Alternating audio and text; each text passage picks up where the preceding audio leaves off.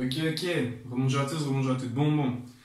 Aujourd'hui, toujours dans les exercices sur le MRUV, on va voir un exercice qui est un peu plus compliqué et qui va mélanger à la fois le MRUV et à la fois le MRU. Donc vous allez voir que, en soi, cette situation pourrait être plausible et possible dans la vie de tous les jours, même si c'est vrai qu'elle sera très rare. Ok, bon, je vais démarrer l'exercice. Alors l'exercice nous dit quoi? L'exercice nous dit qu'un grimpeur grimpe une montagne. D'accord? Donc il est sur une falaise, on va dire une falaise. Et donc il dit que pour estimer la hauteur à laquelle il se trouve de la falaise, il va lâcher un caillou. Et donc le caillou qui va tomber dans l'eau ou sur le sol, c'est pareil. Et il va relever en combien de temps le son va remonter à son oreille. Donc qu'est-ce que ça veut dire? Ça veut dire qu'on va avoir une situation comme ceci. Donc ici c'est le grimpeur. Il laisse tomber le caillou au sol. Et ensuite, qu'est-ce qui va se passer? Eh bien, tout simplement, vu que lui, il doit entendre le son, on sait que le son, c'est pas instantané, le son, il a une vitesse, d'accord? Il va effectuer un certain temps pour remonter. On sait que le son, lui, il va devoir remonter, donc, de ce même endroit, mais je vais juste faire une autre ligne, voilà, jusqu'à... Ok, ouais, super. Et donc, le son va devoir remonter jusqu'à l'oreille de notre grimpeur.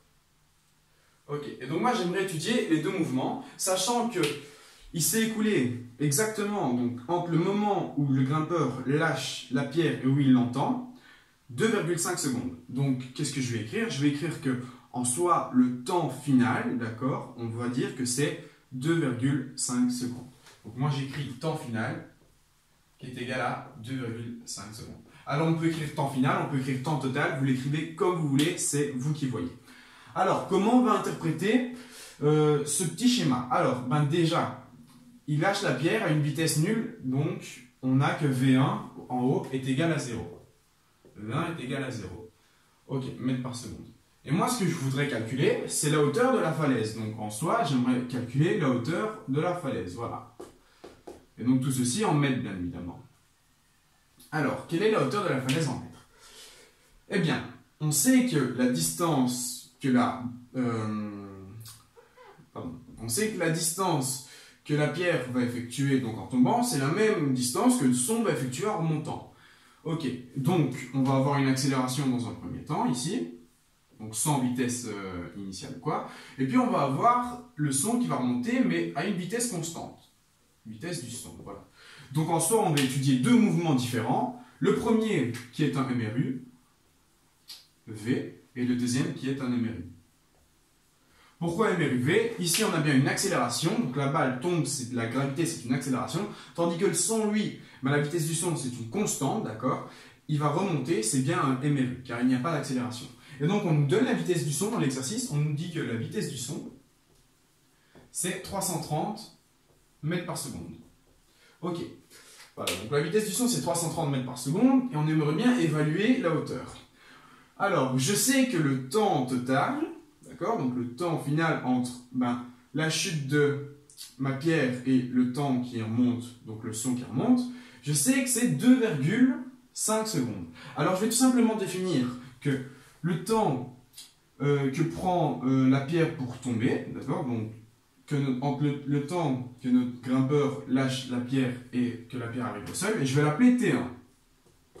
Je vais avoir T1, donc, quand on étudie notre premier mouvement, donc notre MRUV, et je vais l'exprimer en fonction de T1. Et notre MRU, je vais l'exprimer en fonction de T2. Donc ça veut dire que, en un temps T1, la pierre va tomber, et en un temps T2, elle va remonter. Et donc, qu'est-ce que ça nous dit tout ceci? Ça nous dit tout simplement que T1 plus T2, c'est 2,5 secondes. Voilà, c'est bien ce que l'énoncé nous dit. En un temps T1, elle tombe, puis en un temps T2, elle remonte, donc ça c'est moi qui vais le définir. Et je sais que la somme de ces deux temps, ça va être 2,5 secondes. Ok. Voilà, et maintenant on va essayer de résoudre et voir ce qui se passe. Alors, on va avoir deux équations. On va avoir la première équation du MRUV et puis du MRU. On sait que les distances sont égales. Alors, je vais étudier les mouvements sans axe, d'accord? Et donc, je vais essayer de définir quelle est la distance pour le MRUV et quelle est la distance pour le MRU. Alors, ces distances sont égales, car c'est la hauteur de la falaise. Donc, je vais avoir ma hauteur de la falaise, soit mon x de t, si vous préférez. Donc, x, je vais l'écrire. qui est égal à 1 demi de at carré. Alors, j'ai bien 1 demi de l'accélération, et donc fois le temps t1 au carré. Fois le temps t1 au carré. Alors, ici, j'étudie le MRUV, et j'ai bien que l'accélération, si je ne mets pas d'axe, d'accord, elle est égale à 9,81 mètres par seconde au carré. Voilà.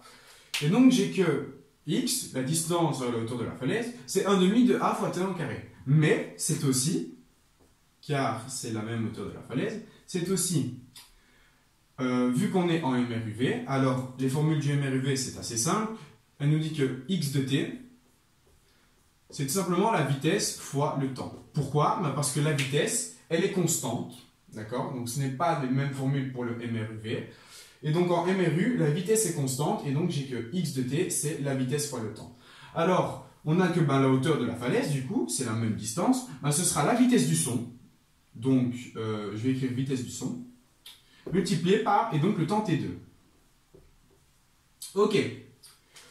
Alors, qu'est-ce que ces deux équations nous disent? Eh bien, tout simplement, on va avoir que les deux équations sont égales, et donc, 1 demi de 9,81 fois t1 au carré, ça va être égal, et donc, à ceci. Donc, la vitesse du son fois t2. Vitesse du son, on sait que c'est 330. Voilà. Et moi, j'ai t2 ici. Alors, si j'écris t2, qu'est-ce qui va se passer? Si j'écris 330 fois t2, je vais avoir une équation à deux inconnus. Et donc, concrètement, je ne sais pas la résoudre. Alors, ici, j'ai un système. Comment on résout un système? On va tout simplement exprimer une valeur en fonction de l'autre. Alors, comment on va faire ça? On sait tout simplement, dans nos données, que t1 plus t2, c'est égal à 2,5. Alors, comment je vais exprimer t2 ou t1? Ici, on a t1 au carré, du coup, c'est plus avantageux d'exprimer t1. Comme ça, on n'aura pas une parenthèse au carré. Alors, ceci nous dit quoi? Ceci nous dit que tout simplement t1, c'est 2,5. Non, t2, pardon. C'est 2,5 moins t1. Ok? Donc, mon plus t1, il passe de l'autre côté et il devient moins t1. Ok, donc j'ai 330 fois, et donc t2 qui est égal à 2,5 moins t1. Alors j'ai une équation à une seule inconnue, certes une équation du deuxième degré, mais vous allez voir qu'on va résoudre ça assez facilement. Alors, qu'est-ce qu'on va avoir? On va avoir donc 1 demi de 9,81 fois t1 carré qui est égal à 330 et donc fois 2,5 moins, parce qu'on a bien moins, 330 fois t1. Alors je vais passer tout de l'autre côté. Qu'est-ce qu'il va me rester? Il va me rester que 1 demi de 9,81 fois le temps au carré, donc t1 toujours, ce sera égal, à donc, ce que je viens de dire. Du coup, mon moins, il passe de l'autre côté, il devient plus, donc j'ai plus 330 fois t1.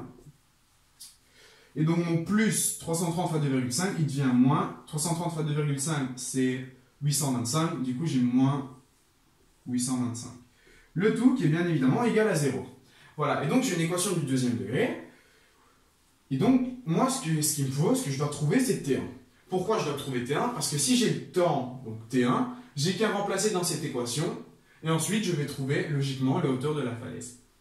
Alors, T1, en faisant notre delta, bon ici je ne vais pas le faire parce que vous voyez bien que c'est un calcul qui est assez long, assez compliqué, vous pourrez le faire tout seul, ou alors le faire à la calculatrice si votre calculatrice le permet. Donc, on a bien A qui est égal à 1 demi de 9,81, B qui est égal à 330 et C qui est égal à 825. Vous faites vos calculs et vous obtenez que T1, c'est soit moins 69,9 je crois, ou alors 2,413 secondes. Alors, quelle est la réponse exacte? Eh bien, on sait bien qu'on n'a pas un temps négatif, c'est logique, on ne peut pas avoir une durée négative. Du coup, on a que T1, c'est 2,413 secondes. Voilà. Et donc, qu'est-ce que ça me dit, ceci? Si j'ai T1 qui est égal à 2,413, je vais pouvoir calculer X. Ok? Alors, comment je vais l'écrire? On va l'écrire ici. Donc, je vais laisser les calculs, je ne vais pas les effacer, ça ne sert à rien. J'ai que X, c'est 1 demi. Donc, X est égal à 1 demi de 9,81 fois, et donc 2,413 au carré. Ce qui vous fait, à l'aide de la calculatrice, une valeur numérique de 28,56 mètres. Voilà, et donc vous avez trouvé la hauteur de votre falaise. Ok, si vous voulez vérifier que cette valeur est juste, vous pouvez tout simplement démarrer avec la deuxième équation, d'accord? Comment vous faites? Vous savez que T1 plus T2 c'est 2,5, du coup vous isolez votre T1, ça vous fait 0,087, voilà. Vous remplacez là-dedans avec la vitesse du son et vous allez obtenir que vous allez bien avoir x qui est égal à 28,56 mètres. Ok, donc on récapitule comment on a fait. On a deux mouvements, qui est d'abord un MRUV, donc le temps de la chute, et puis un MRU pour remonter, car la vitesse du son est une constante. On va avoir quoi? On va avoir les distances qui sont égales. Du coup, la hauteur de la falaise, ce sera 1/2 de A fois notre temps T1 au carré. Donc je dis qu'en un temps T1, elle tombe. Et en un temps T2, elle remonte. Mais vu qu'on est en MRU, on va avoir que la hauteur, ce sera, donc la hauteur de notre falaise, ce sera la vitesse du son fois le temps T2. Je sais que T1 plus T2, c'est 2,5. Ce qui signifie que T2, c'est 2,5 moins T1. Voilà. Alors, j'ai deux équations qui sont égales. Tout simplement, je vais les réécrire donc, en ne me préoccupant pas d'x. Voilà, je vais y arriver. Alors, je vais avoir 1/2 de A fois T en carré, qui est égal alors, à la vitesse du son fois T2. Vitesse du son, c'est 330. Et T2, on sait que c'est 2,5 moins T1. Alors, je fais ma mise en évidence. Non. Bref, on s'en fout. Je remets tous mes termes d'un seul côté. J'obtiens une équation du second degré. Je résous cette équation avec mon delta. Donc ça, je ne l'ai pas fait, mais vous pouvez le faire tout seul. Et j'obtiens que T1, c'est 2,413. Voilà. Et donc maintenant, comment je fais pour calculer la hauteur? Je sais que la hauteur, c'est 1/2 de A fois T1 au carré. Donc, on a que la hauteur, c'est 1/2 de 9,81 fois, et donc le temps qu'on a trouvé au carré, ce qui nous fait une valeur numérique de 28,56 mètres. Voilà, voilà. Alors, j'espère que c'est compris, que vous avez bien compris donc, la subtilité de l'exercice. En fait, ici, la subtilité de l'exercice, c'était juste de se dire, si il l'entend après 2,5 secondes, ça veut dire que d'abord, elle va chuter, et elle va émettre un son qui va ensuite remonter à notre oreille. Et donc, ce son-là, il n'est pas instantané, il va bien effectivement prendre du temps pour remonter. Et donc, on va avoir un MRUV d'un côté et un MRU de l'autre. Et ensuite, à l'aide de nos équations, on va pouvoir définir notre premier temps T1. Et ensuite, on va en déduire la hauteur de la falaise qui est égale à 28,56 mètres. Voilà, voilà, j'espère que c'est compris. J'en ai fini avec les exercices, je crois. Ouais, enfin non, il m'en reste un, mais je vais faire une autre vidéo. Et donc, je vous dis à très bientôt pour de nouvelles vidéos.